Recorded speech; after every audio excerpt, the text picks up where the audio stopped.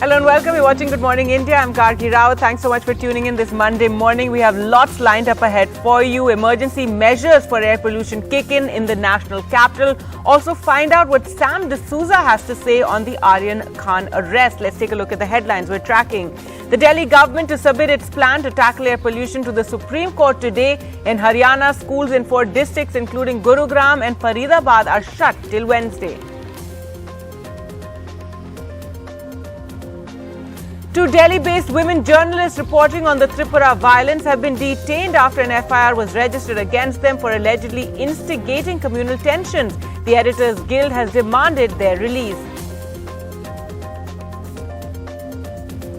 Sam D'Souza speaks to NDTV on the Aryan Khan case, confirms that he was the one who connected Gosavi with Shah Rukh Khan's manager Pooja Dadlani, says Gosavi told him no drugs were found on Aryan Khan and that they could help him.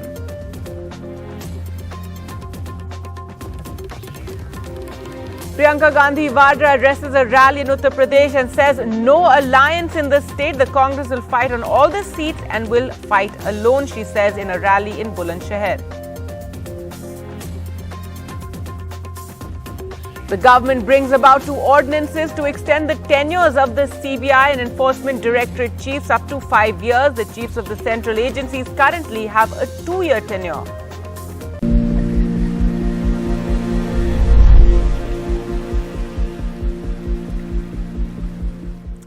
Our top story now, the Aam Aadmi Party government in Delhi will be submitting a proposal on imposing a lockdown and its modalities to the Supreme Court today in view of the rising air pollution in the capital.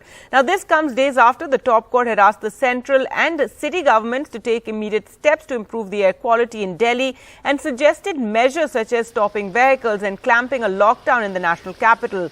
The Delhi government has shut all schools, colleges and educational institutions for a week, has banned construction activity for 3 days and announced it is working on a lockdown proposal to help the city breathe. Also in schools in 4 districts of Haryana that are close to the national capital, they will be shut till Wednesday. The Haryana government has ordered. This includes Gurugram and Faridabad. This after air quality has remained in the severe zone for 7 of the last 9 days. Well, let's go across to Akshay now for more. And Akshay, the air quality in Delhi has in fact improved since yesterday. It's gone into the very poor category. Of course, that's much above what's permissible by the World Health Organization. But today, the Delhi government to submit its plan to the Supreme Court. Well, exactly, Gargi, because even though as we speak about some improvement in the Delhi's air, this is not a permanent solution. And as the Met Department had predicted, there will be certain wind movement, and because of which the air quality was bound to improve slightly. However, the air in the national capital is still in very poor category in most of the areas. In some areas, it is in poor category. But the bigger question is, what about a permanent solution, and what exactly is the Aam Aadmi Party government doing to provide some sort of respite from the local contributors of pollution? And that is the question the top court even asked, stating that not every blame can be pinned on the stubble burning. So in this weather, usually the wind movement is very slow, and that is the reason the pollution stays, and that is why it is highlighted as well. So today the Aam Aadmi Party government in the national capital will be submitting a proposal to impose a lockdown. Now, what activities are exempted from those from that lockdown remains to be seen. However, the question also is that even if the wind movement has started slightly, if it stops again as the weather changes, the situation will be back to the same, and the air quality is bound to go back in the severe category. And what about then? Will lockdown after lockdown will be a solution? That also remains a big question, Gargi. All right, Akshay, thanks so much for joining us with those details. So today, that proposal to be submitted in the Supreme Court.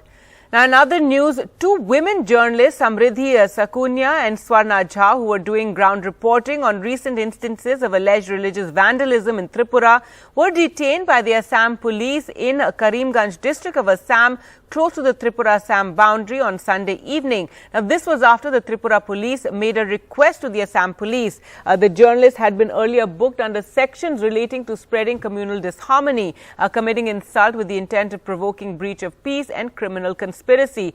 According to Tripura police sources, they have been detained in connection to a case registered against them in Kakraban police station in Gomti district of Tripura. The police say in a statement that the case involves a tweet by Samriddhi Sakunya, who visited a half-burnt prayer hall at a private house where claims were made of a Quran being burnt. The police said they found no religious document was burnt and that the journalists were asked to come to Agartala for questioning. They were detained after they were found to have left the state. They have also been booked in a separate case in Fateh Roy police station in Unakoti district of Tripura on a complaint of a VHP supporter. In the case on Sunday morning, the police had served them a notice. Airport जा रहे थे, actually हमें वहाँ से flight लेनी थी कि हम इस रोड से जा रहे थे, तभी इस रोड पे पुलिस लोग यहाँ पे खड़े थे। फिर उन्होंने कहा कि आपको हमारे साथ आना होगा, तो हमने पूछा कि क्यों, फिर उन्होंने बोला उन्होंने वहाँ पे हमें कुछ भी नहीं बताया। हम अंदर आए, हमें बैठाया गया, अप्रॉक्सीमेटली 15-20 मिनट्स उन्होंने बताया कि यहाँ पे त्रिपुरा पुलिस से हमें ऑर्डर्स आए। तो हमने पूछा कि सर कोई ऑफिशियल ऑर्डर है तो आप हमें दिखा दीजिए पेपर में। But then the officer in charge told me no, there is no official order, we have had a conversation over call. मैंने बोला ठीक है। And it's been more than I think 3.5 hours we are sitting here. It's just that 20 minutes ago Tripura police यहाँ पे आई है, ठीक है, escort team आई है। एस्कॉर्ट टीम आती है, यहाँ पे बैठती है। हमने उनसे पूछा कि सर 5 मिनट रुक जाइए, हमारे लॉयर्स आएंगे। उन्होंने जोर से बोला कि नहीं, कोई नहीं आएगा। या फिर आप हमें जो ले जा रहे हैं तो एटलीस्ट अपना ऑर्डर कॉपी दिखा दीजिए। तो उन्होंने उससे वो दिखाने से भी डिनाई किया है। अभी बोलते हैं कि हम escort team. Well, now an exclusive interview involving the Aryan Khan case. An alleged deal of 25 crores to release Aryan Khan, who was arrested in the cruise ship drugs party case, was disclosed by a witness, Prabhakar Sail. He was a witness of the NCB. Later, they declared him hostile.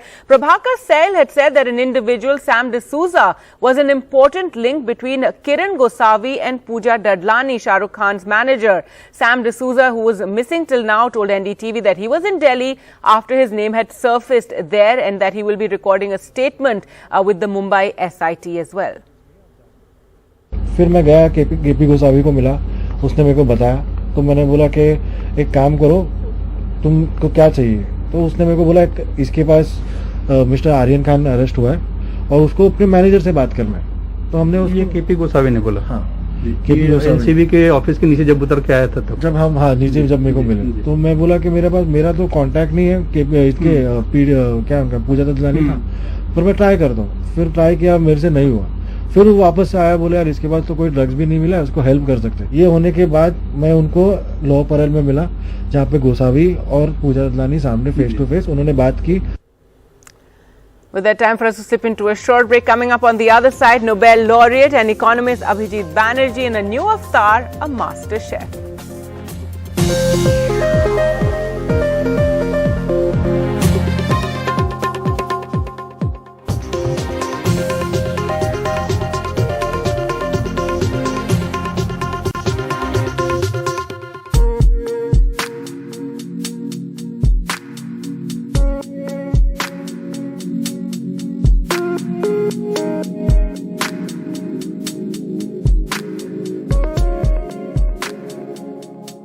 You know him as a Nobel laureate, you know him as a world-famous economist, but there's another side to him that you may not know about. He's a gourmet cook and he's also now the author of a cookbook, or should I say a book about food and its intimate connections with all aspects of our life. We're joined by Abhijit Banerjee today. Thank you very much indeed for talking to us and cooking for us, with us. Tell us a little more about the book, Cooking to Save Your Life. That's an intriguing title. Why save your life? Yeah, so I feel like in retrospect, maybe that was not the right title, because everybody thinks it should be about, you know, healthy eating or other, perfectly laudable goals, but it's not. It's not about unhealthy eating. Most of the food is healthy. But the idea was more, it came out of this, American commonly used expression, I can't cook to save my life. Right. And I guess, and my... That would be true for me on most occasions. The premise of this book is anybody and you can cook to save their lives, or to even to entertain guests and have, compelling whatever you are trying to achieve through the meal, which is often many different kinds of private and public goals are achieved through meals, and you are able to achieve those. Don't panic. Cooking is much easier than most things you do. I think cookbooks are helpful, especially if they are grounded in the reality of your life. So we try to write a cookbook that was maybe less abstract than most cookbooks. Being an economist influences your style of cooking or your sensibilities of cooking. So tell us a little more about that. It's not that I do it, I'm so programmed to be an economist that I don't, it's not that I start as an economist and I say, how would an economist think about it? I think about it, and then often turns out that there is somewhere inside that narrative is my being an economist. And for example, I often think of, the whole concept of the book, in a sense, comes from the idea that, you're working with scarce resources. That cooking, unlike in the TV kitchen, is a very real thing. You are working with time constraints, attention constraints. Your children have their lives and they're often in your way. Your space constraints, you have ingredients constraints, and all of those, and sort of the idea of constrained, finding the constrained optimal is like the fundamental first idea of economics. And so in some ways that's always in my mind, and the writing of the book reflects very much that. These stories are about, you are in some awkward place and you have to get out of it. A time crunch or some other awkward place. Well, I think the most interesting and endearing part of it actually is that you have a situation for every recipe, and you describe that situation and the people you could be cooking for. So for instance, there's a recipe about moong dal with carrots, which you say is for your kid brother who always fought for his right to not eat vegetarian food, shows up with a vegan girlfriend. Are these situations actually drawn from real life? Some yes, some no. All right, to get back to all the lovely food fresh ingredients that we're seeing on the table, we have some onions here, some tomatoes, some green chilies, and some Brussels sprouts. So presumably this is not just an Indian meal that the two of you are cooking. So tell us what this is going to turn into. So it's going to be a South Indian style Brussels sprouts. So right now I'm going to put them in the oven for 20 minutes till they get very crisp on the outside but quite soft on the inside. And then I'm going to cook them with the tomato, softened onions, and the chili, turmeric powder, and so you're co-chef and not just illustrator of the book. So shall we then head into the kitchen with this stuff and see both of you in action?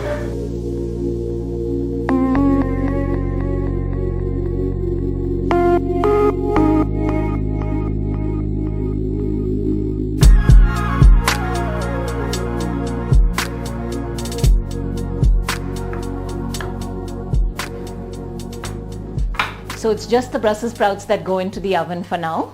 And what are you going to be cooking? I'm going to be cooking a thin dal with very Bengali style with lime leaves in it, and then I'm going to make a black sesame pork, which is what I'm cutting the onions for. So this is a very interesting mix of dishes from various places, and what brings it all together? You have a northeastern style pork, I imagine? Yeah, so northeastern style pork. So it seems to me that what gives harmony to a meal is sort of a balance of weights, of sharpness, of flavors. Right. So the dal is very carefully chosen to be very light because the pork is going to be ultra rich, and then the Brussels sprouts give you a little bit of bitter to give another flavor. This is sort of very Indian idea of a meal, which is that there should be something slightly bitter in it. Right. So that's it's also a very Bengali thing. A very Bengali thing, but using none of the techniques. I mean, other than the dal, everything else is from all over. Yeah. So dal particularly seems to be a big favorite. You spend a lot of time talking about it in the book. Rice and dal, both in a sense sort of, the staples, but so much more. Yeah, so that's my comfort food. I would say dal is my comfort food. Not necessarily with rice, with roti or bhakri or many different kinds of breads. But I think dal is where I eventually, if you had to send me to a desert island with one thing I could eat, I would take dal with. So that's a moong dal? Moong dal, very thin, lots of water, and then I'm going to put a chalk now. It's hot, so I'm going to just put a chalk of saunf and some lime juice to finish it. It's extremely simple, this dish. So I put 1 tablespoon of ghee, or a little bit less actually, and I'm going to just do that. Yeah. And that's all that's going to flavor this dal. So the saunf doesn't even brown then? It's not too much. I guess a meal is not 17 flavors that are fighting for your attention. It's a balance between the very gentle, this is going to be very gentle, the Brussels sprouts is going to be a little bit bitter, and then the pork is going to be fatty and rich. And that overall harmony is sort of part of the design. Right. I wish we had more time to sort of watch you cook the pork as well, but unfortunately we don't. It's been great fun looking at the dal being made and come together so beautifully.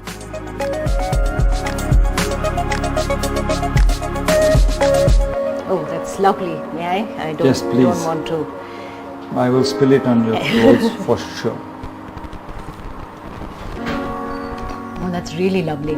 It's, as you said, very subtle, but you can taste the ghee and the saunf and just that real small hint of sort of orangey, limey, or tangy, citrusy freshness. So it's absolutely delicious. Thank you so much. Thank you. This has been delicious and entertaining and enlightening as well. And great fun as well. Thank you.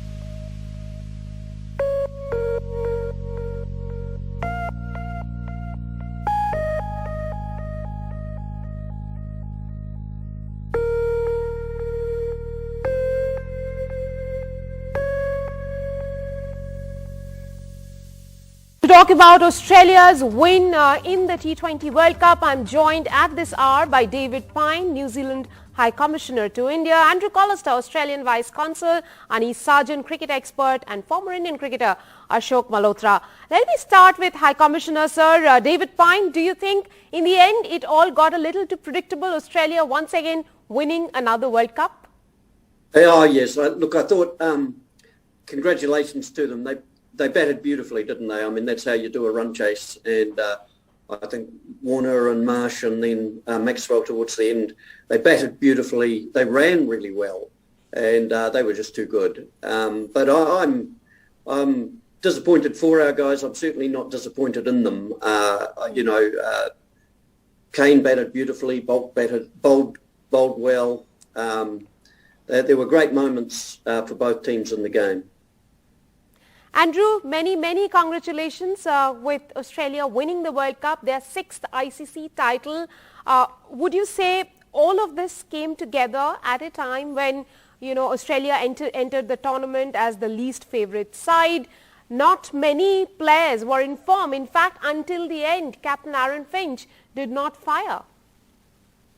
I reckon, no, that's true. Yeah, I think even tonight, Aaron Finch did not fire, but it reminds me a little bit of 1999. It was a very early memory for me when we won the World Cup. We started off badly, unfavoured, and a loss in the beginning to a more highly fancied team, and the team came together. And I think you saw at the end there, they've obviously had quite a tough few years, and it's really brought together a good mentality in the team. They all love each other, as Marcus Stoinis said, and I think that's really seen them through that when they've been tested. Obviously, winning the toss and chasing helps, but different players just stood up at different times in the tournament, and they were able to get the result tonight. And it's very exciting. It's as you said, it was definitely not what we were expecting at the start of the tournament. Ashok, it seems that this team, Australia, has a knack of coming together at the right time, because when you look at their performances of the last year, their tours to West Indies, their tours to Bangladesh, the way they performed, they were written off. But come the World Cup, and David Warner, who was even left out of his IPL team, come the World Cup, they all got together and finally lifted the trophy. That is what Australians do. They win the ICC World titles. That is all. That is what they specialize in. That is why you can never rate them off. You can't write them off at all. And the fact is, they peaked at the right time. They gradually kept improving. And not to forget, the moment David Warner started firing from the top, Australia looked a different team altogether. You know, he is the key to their success, because he's the mantra they were missing.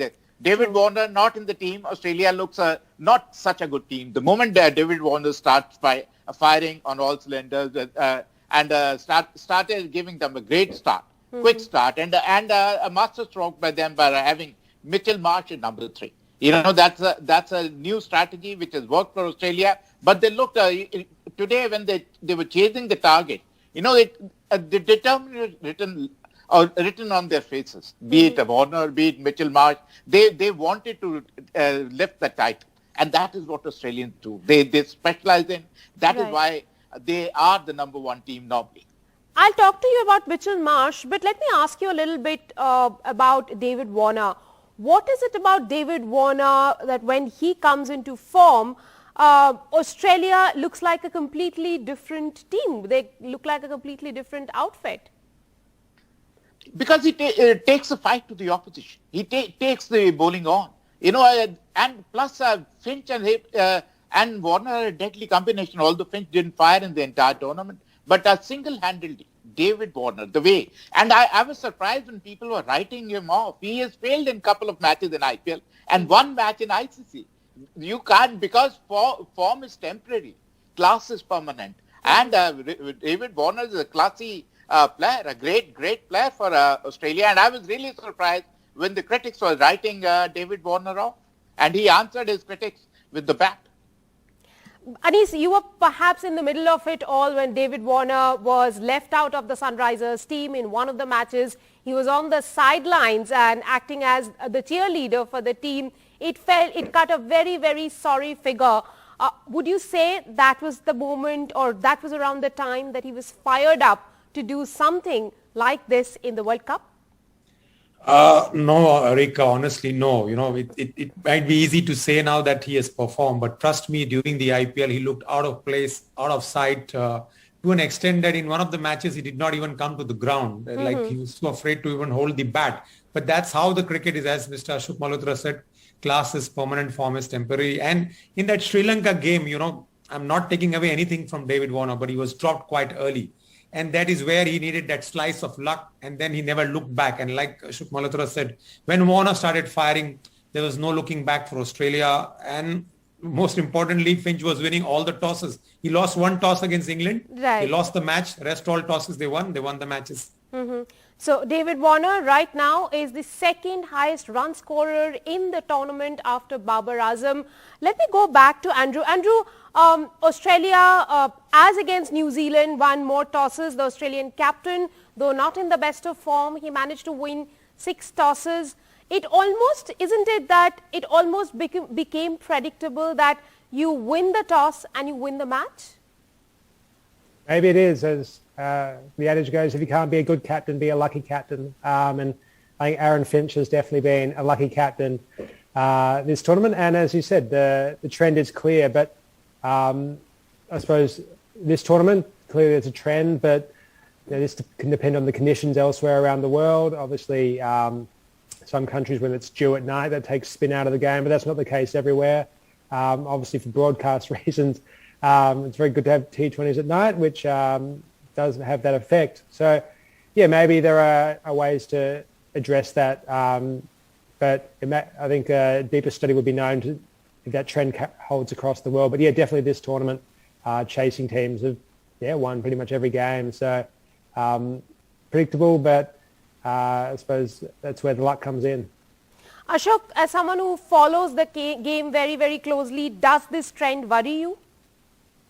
It does. ICC and BCCI will have to think about it because, a lot of cricket is being played in UAE. If toss is going to be vital, it's a win or lose situation, then I think the captains will have to be good tossers like Aaron Finch is. And not like Virat Kohli, who's a bad tosser. If I may say, you need to practice tossing as much as you practice your batting skills. Mm-hmm. So definitely it is the name of the game if you're going to play in the UAE, but they'll have to come to some kind of either they use the super stoppers or what all they can do to make sure that it is not advantage to the team which wins the toss. Mr. High Commissioner, let me ask you a little bit about Captain Kane Williamson, though he may have to practice winning tosses, but despite not being again in the best of form in the beginning of the tournament, on the day of the final, he came up with a brilliant knock, a knock of 85. Perhaps it could have been a match-winning knock on any other day. Would you say that, New Zealanders losing this game is something that will, hurt him most than the rest of them, given how he got this team together? Look, I think they'll pick themselves up pretty quickly. They've got important games coming up here in India in about 3 days' time. Mm-hmm. So they won't have too long to feel sorry for themselves. I thought, that was as good a white ball innings as I've seen Kane Williamson play. I mean, I thought he was brilliant tonight, really. That's a quality bowling attack he was playing against. They were under pressure. They'd made a slow start. And, he just showed what he can do. I was so thrilled for him and on a big stage to really do himself justice. Anis, would you say the way the Kiwis played tonight, they have served up a warning to the Indians who they are going to take up next? They have been always India's nemesis, so I am not sure it's a warning. They've beaten India in most of the crunch ICC matches. This is a bilateral series. We have to see, I'm sure, a lot of Indians who have been selected in this squad are young. And it's going to test Rohit Sharma as a captain because New Zealand, you can never count them out in a T20. Mm-hmm. Test matches, of course, India is playing in their home turf, so India definitely start as favourites. But T20 is a different ball game. And I'm sure India would like to, if not take revenge, but at least try and win 3-0 to stamp their authority to begin as Rohit Sharma's captainship. Ashok, tonight, where did the Kiwis fall short? Because I thought when the match began, they had also picked an extra bowler and that could come in handy for them. I think, they missed David Conway. Definitely they missed him because they were depending too much on Williamson, and bigger the stage, better he plays. Once again, he showed why he's the top class cricketer, maybe he's number one batter in the world. The way he plays, and he's very unassuming. And the only thing I feel is they lacked with the spinners because Australians had a game plan against each Sodhi and Santner. They were not going to let them settle down. So they took their toll against them. And especially Saudi, they targeted 2-3 bowlers. They knew Bolt is going to bowl well. So definitely they targeted the spinners and they were very successful. Andrew, let me ask you one final question since I'm running out of time. Australia has won 6 world title, ICC title. Where would this T20 title rank in their list of achievements? I admit I'm too young to remember the 1987 one, but I think it would rank probably second after the 1999 one, as I said at the start. 2003, 2007, that team was unbelievable. And 2015, that was on home soil, so it was special. But I think, both 99 and this year that you've had a team that, was underrated going in, not at full strength, but players, delivering when they needed to, and some really memorable performances. As I said, Mitch Marsh is now the World Cup final hero that, we've been hoping for years. And Glenn Maxwell hits the winning runs. David Warner becomes player of the tournament. These players finally get to justify the hype by having these defining performances, and that's that's really exciting for this generation of players. Well, congratulations to you once again on Australia's win, and commiserations to High Commissioner, sir. Thank you very much, gentlemen, for joining me on the broadcast this evening with those wonderful thoughts. And the news at this hour is that Australia has won the world title, the T20 World Cup, by beating New Zealand. With that, a quick break on the show. More on the other side. Stay tuned.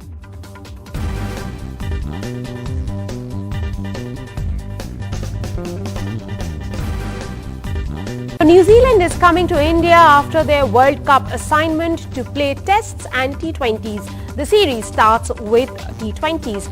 Some of the top New Zealand stars will be seen in action in India. However, Indian captain Virat Kohli has chosen to take a break after giving up his T20 captainship responsibilities. Now, Team India's former head coach Ravi Shastri, in an exclusive interview to NDTV, says that anyone who is mentally fried deserves a break. He also says that Rohit Sharma is the right choice to fill into his shoes. Listen in. Okay, but tell me, Ravi, because this is now the big question in everyone's mind, right? Like, you are sort of bowing out, Virat is stepping back in different formats. What do you make of what's going on with Virat? You think you think that this was the right time for him to slowly phase out of different tiers of leadership? I think so. I definitely think so, because in these times of COVID, which is unprecedented since the Second World War,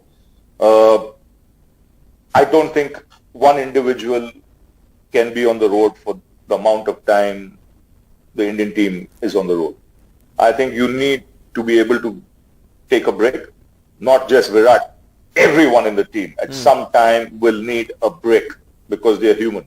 And it's for their own good. And I hope they realize that, to have the guts to get up and say, I want a break, and not be insecure whether their position will be taken over by somebody else or not. Right.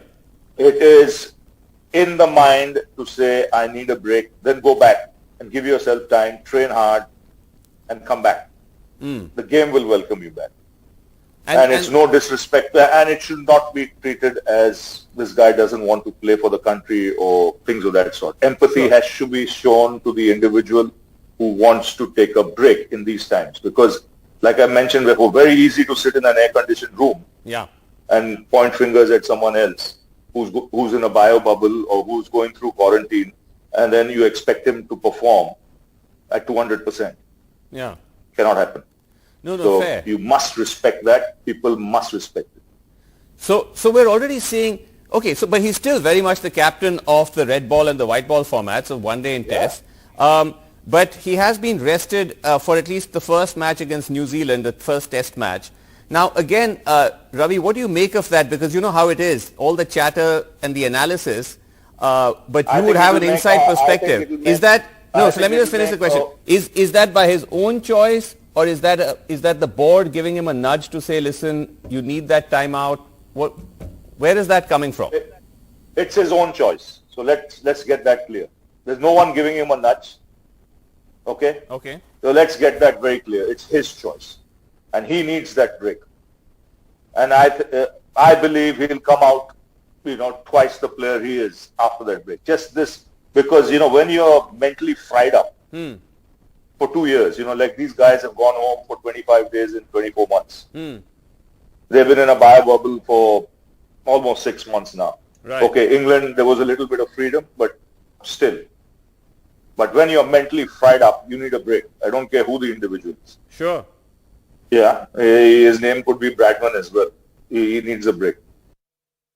Let's talk a little bit about Rohit, because we talk so much about Virat, but the fact is that Rohit is now slowly stepping, to the forefront. Tell me about Rohit and what are his strong points? What's the journey you've seen of Rohit? See, when it comes to natural talent, sheer ability, there are very few players like him. It comes easily to him. But what's good to see is the mindset of Rohit Sharma changing and wanting to play the toughest format of the game. And I've said that on record. You know, I would have thought myself a failure as a coach if I didn't make Rohit Sharma play Test cricket to the way he's playing at the moment. So my challenge was to take the biggest decision and make him open the innings. But I had a chat with Virat. I said, throw him into the deep end. Probably that could be the best thing that's happened. And I told this to Rohit way back in 2015 when I had a chat with him. I said, start opening for Mumbai, you know, to really know who you are. You know, and it'll give you more job satisfaction than anything else you've done in your life. You know, you might have got all those 200s, but go and ask him about that 100 at the Oval. Yeah. He will say that is one of my best ever innings and it's given me more satisfaction than anything else. And to go on to win. I know how disappointed he was when he got out for 81 at Lord's. He was batting like a bomb and could have got 100 there as well. Right. So, you know, sometimes in life, you know, you got to throw yourself into the deep end. You know, where you're in 10 feet water where your feet are not touching the ground and learn how to swim. Sure. And but he's done that and that will give him immense satisfaction. So that's the change, for me, the biggest change I've seen in Rohit. Apart from him being a very, when it comes to captaincy, he's taking over white ball cricket. You know, he's done everything in the 2020 game. You know, 4 or 5 IPLs. He's been part of a winning team that won the Asia Cup and another tournament for India. So he's got all those qualities. But for me, the defining moment and the change in Rohit Sharma, since you asked me, was mindset to play red ball. Yes. And play it properly.